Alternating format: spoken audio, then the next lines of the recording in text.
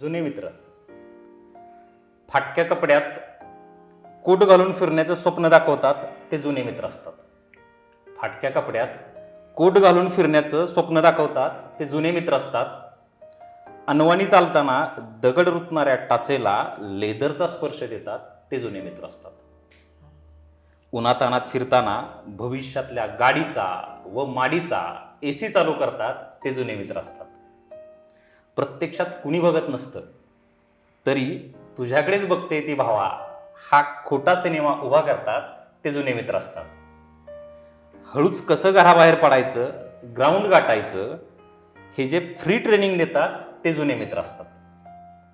आयुष्यात कसं आणि किती जगायचं हे संगतीतून अचूक शिकवतात तेच जुने मित्र असतात. मित्रांनो, तेच जुने मित्र असतात. आज आता तुम्ही म्हणाल की या भागाची सुरुवात जुने मित्र या कवितेने कशी काय केलेली आहे, तर याचं विशेष कारण आहे. कारण आज या भागामध्ये माझा एक जुना मित्र आपल्या भेटीस आलेला आहे. कविता जगणारी माणसं या कार्यक्रमामध्ये तो आज पहिल्यांदा येतोय आणि मला विशेष आनंद होतोय की जुन्या मित्राला या मंचावरती आमंत्रित करताना एक वेगळाच आनंद झालेला आहे.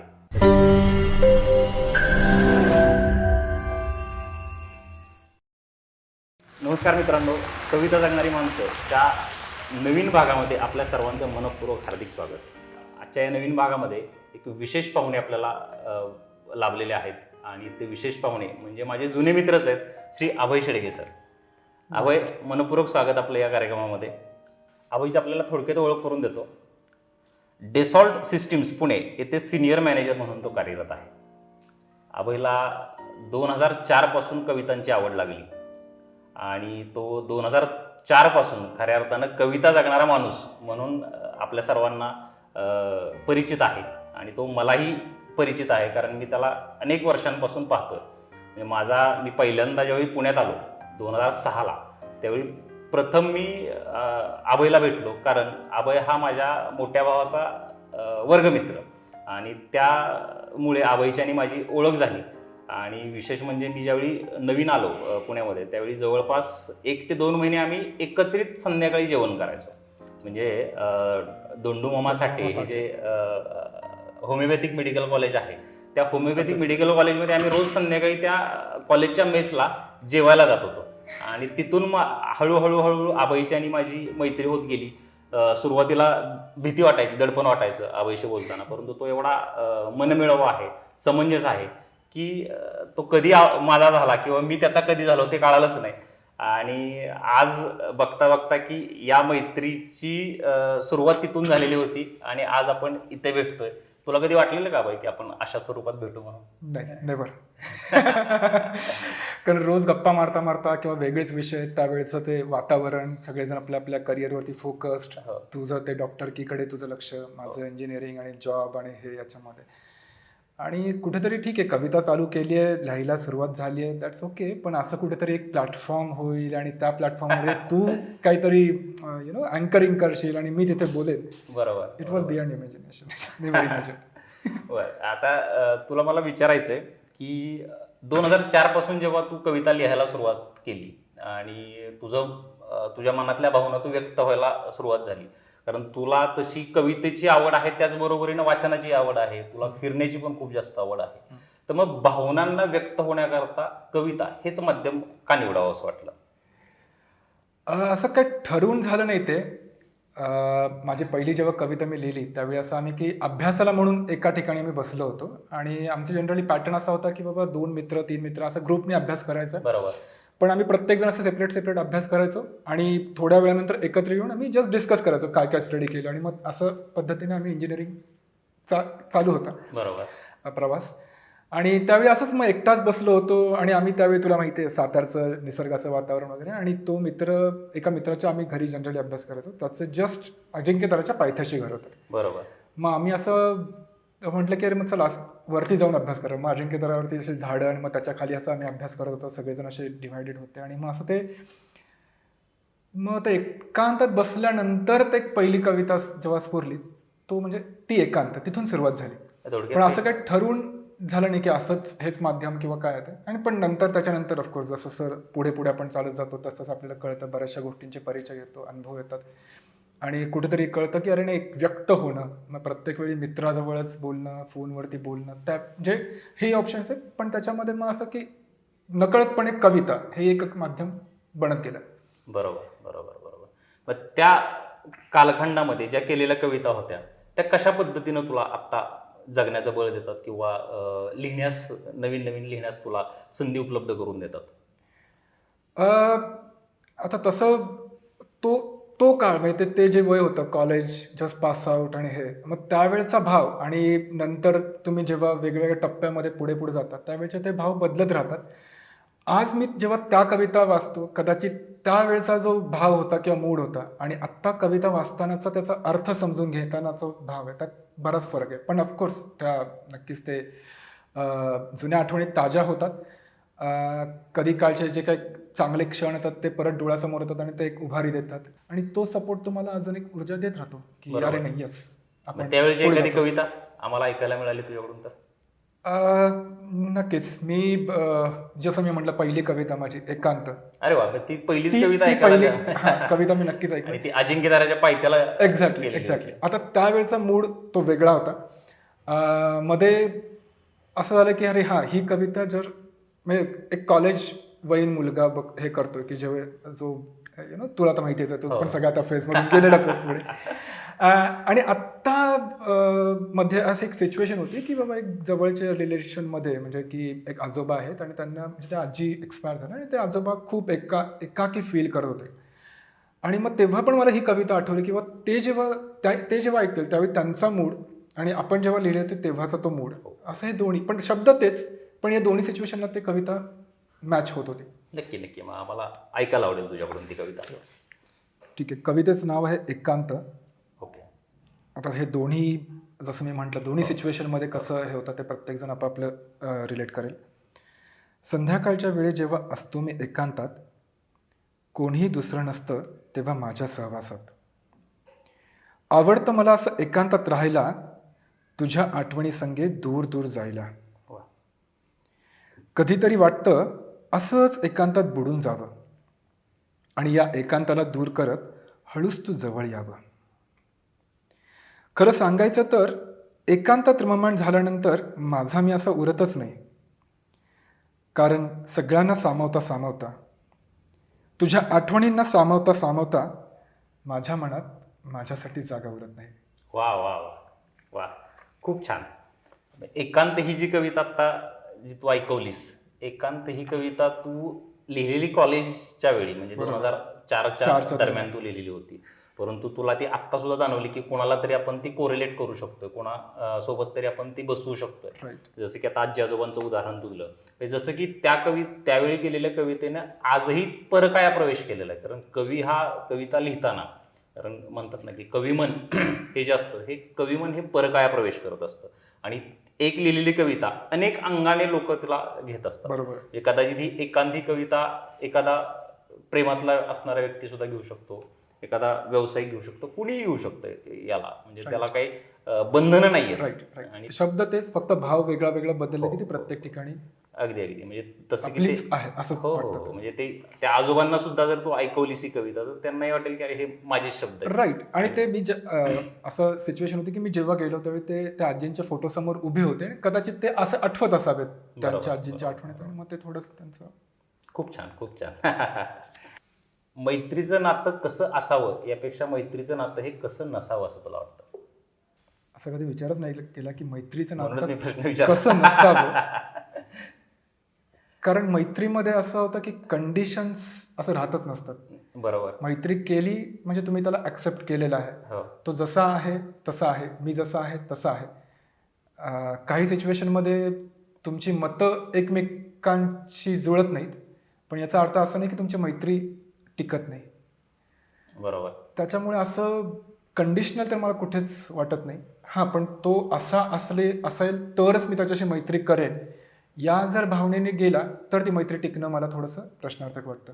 बरोबर. कारण की काळांतराने किंवा सिच्युएशननुसार माणसं चेंज होत राहतात. तो चेंज ॲक्सेप्ट करणं आणि जेव्हा जेव्हा कटुता येते त्यावेळी चांगले क्षण आठवणं आणि एकमेकांच्या सोबत जे काही आपण क्षण किंवा ज्या मोमेंट शेअर केल्या होत्या त्याची आठवण आणली की ते परत कटुता ती निघून जाते. त्यामुळे खरंय, असं कधी मला असं नाही वाटलं अरे मैत्री कधी कशी नसावी.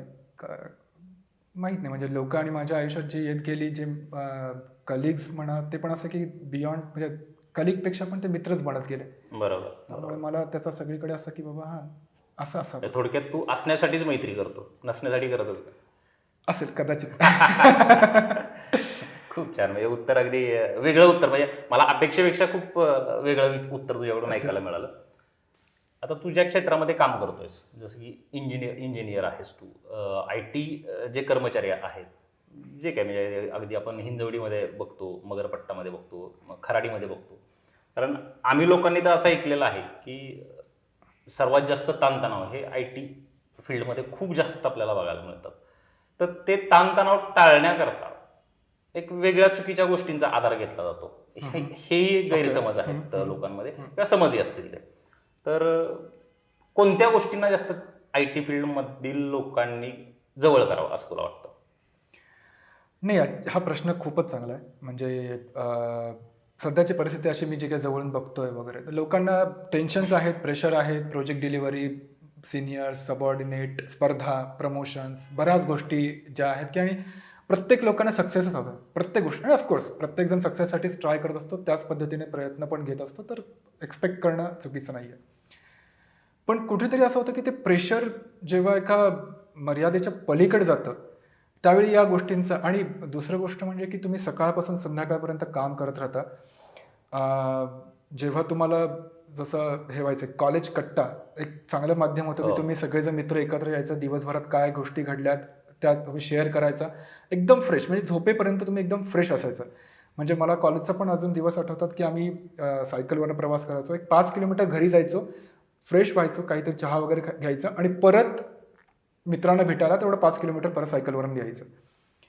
पण त्यावेळी ते कंटाळवाण कधीच नसायचं. आज असं होतं की मी घरी गेल्यानंतर ती लॅपटॉपची बॅग ठेवली, त्याच्यानंतर माझ्याकडे एनर्जीच नाही आहे. ही अशीच फॅक्ट आहे सध्या. बरोबर. याच्यामध्ये मला फक्त एकच असं वाटतं की लोकांनी व्यक्त होणं जास्त गरजेचं आहे. खरं. कुठल्याही गोष्टीमध्ये तुम्हाला जर याचं टेन्शन, प्रोजेक्ट डिलिव्हरीचं टेन्शन असेल, शेअर इट. तुम्ही ते तुमच्या मित्रांशी बोला, कलिगशी बोला, मॅनेजरशी बोला. कुठल्या गोष्टीचा स्ट्रेसच असेल, त्या गोष्टीला पर्याय असतात. त्याच्यामुळे व्यक्त होणं आणि भावना मनात न साठवता ते कुणाशी तरी शेअर करणं हे खूप महत्त्वाचं आहे. कधीतरी आपण प्रत्येक वेळी अरे मी जर चुकलो तर माझं इम्प्रेशन काय होईल, याच्यापेक्षा मी जर चुकलो तर अरे हे माझे लर्निंग्स काय त्याच्यातून, आणि मी पुढच्या वेळी कसं ते बेस्ट करेन, याच्याकडे लक्ष देणं जास्त गरजेचं आहे. त्याच्यावरती पण मला असं एकदा असं म्हणजे काय केलं पाहिजे, म्हणजे एक मध्ये जे सुशांत सिंगचं वगैरे जे हे होतं, कदाचित त्यावेळी तेच होतं की एक्सप्रेस होणं, भावना व्यक्त करणं, आणि जवळचं कोणतरी हक्काचा माणूस असणं की ज्याच्याबरोबर आपण बोलू शकतो, ते कुठेतरी मिसिंग राहिलं असावं तिथे. त्यामुळे ते प्रेशर वाढत गेलं. व्यक्त होणं हे जमलं पाहिजे. कुठेतरी तुमच्या ज्या मनातल्या भावना आहेत त्या कुठेतरी त्यांना एक मार्ग मिळाला पाहिजे.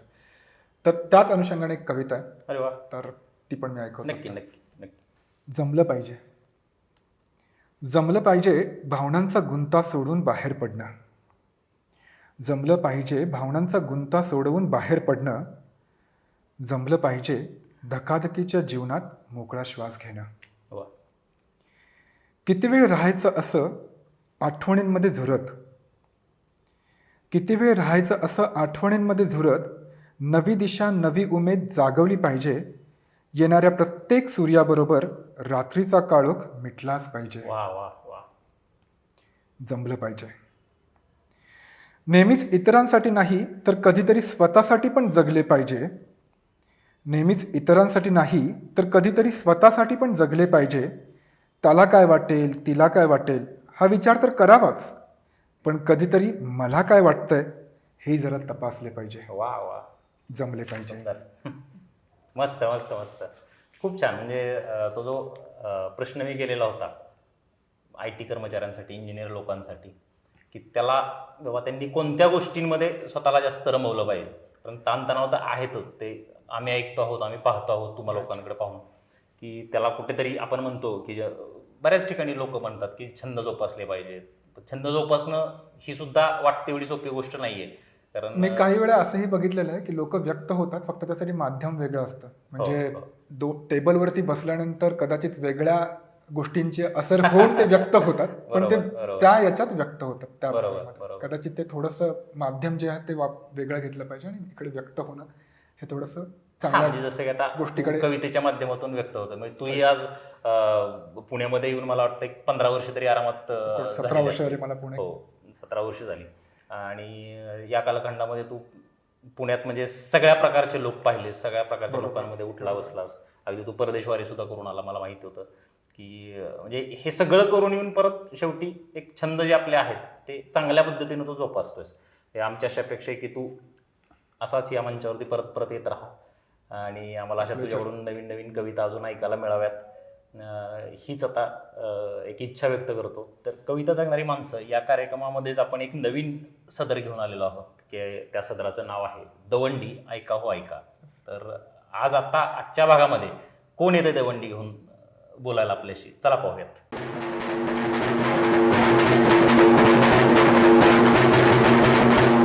ऐका हो ऐका, कान देऊन ऐका, ध्यान देऊन ऐका, जीवाचा कान करून ऐका.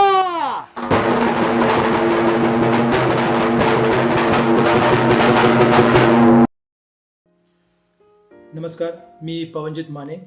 कविता जगणारी माणसं या कार्यक्रमाच्या माध्यमातून एक नवीन उपक्रम राबवण्यात येत आहे, दवंडी ऐका हो ऐका. या सत्रामध्ये आज IT कर्मचाऱ्यांबद्दलच्या ज्या समस्या आहेत त्या मला मांडण्याची संधी दिली, त्याबद्दल मी कविता जगणारी माणसं या पूर्ण टीमचा आभारी आहे. सर्वप्रथम मी राज्याच्या ITच्या कमिटीवरती आहे आणि सध्या 5 वर्ष झाला ITच्या समस्या मांडत आहे. बऱ्याच वेळा लोकांना वाटतं की ITमध्ये पगार फार मोठ्या प्रमाणात आहेत, ते मोठ्या ACच्या ऑफिसेसमध्ये काम करतात, त्यामुळे IT क्षेत्रामध्ये कोणत्याही प्रकारचे इश्यू नाही आहेत असं बऱ्याच बाहेरच्या लोकांना वाटतं, पण तसं नाही आहे. ITमध्ये सुद्धा पगार मोठे जरी असले तरी ते पगार कधीपर्यंत आहेत, त्याची ॲश्युरिटी काय आहे, त्यामुळे एक फ्युचरच्याबद्दल एक मुलांना एक संभ्रम असतो आणि ह्याबद्दल आम्ही सातत्याने लढत आहोत. आणि बऱ्याच वेळा IT कर्मचाऱ्यांना काय होतं की फोर्स रेजिग्नेशन टर्मिनेशन म्हणजे अचानक कामावरून काढून टाकलं जातं, त्यांना कुठलीही नोटीस दिली जात नाही, काही दिली जात नाही. तर ह्या समस्या आम्ही सातत्याने मांडत आलो आहे लेबर कमिशनरकडे किंवा राज्य सरकारकडे.